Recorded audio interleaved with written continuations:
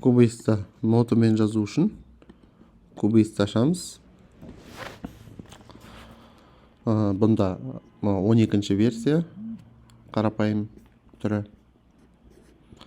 Мысалы, мына жаққа басамыз, другой дегенге пустой создать дейміз, пустой проект, виртуальный клавиатура. Мына жаққа басамыз да, добавить трек инструмент деп, мен қазір бір инструмент салам, мен Spire синтезатор салайын, мысалы. Оның үшін бір звукты таңдайым.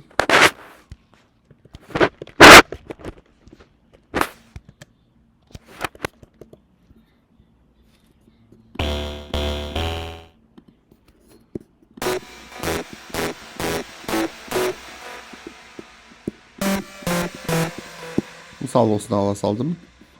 Енді мына жерге не салам? Дорожка сызам.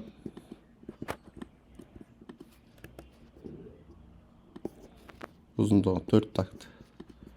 Енді осыны 2 рет бассақ, мына ішін ашсақ, бұлай еткізіп қарапайым үйреншікті болады.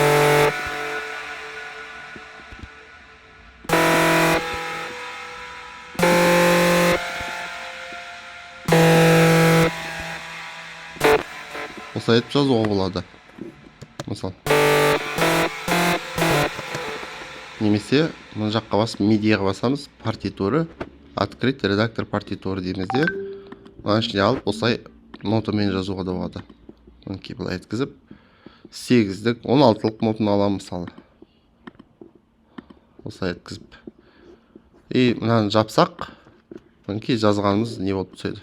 Жаңа нотамен салғанымыз. Яғни осындай болып түседі. Бұлай еткізіп, өзгертіп отыруға. Және мына жаққа кіріп, медиаға басып, открыть партитура, открыть редактор партитуры деп, мына жақта осылай нотамен де жазуға болады.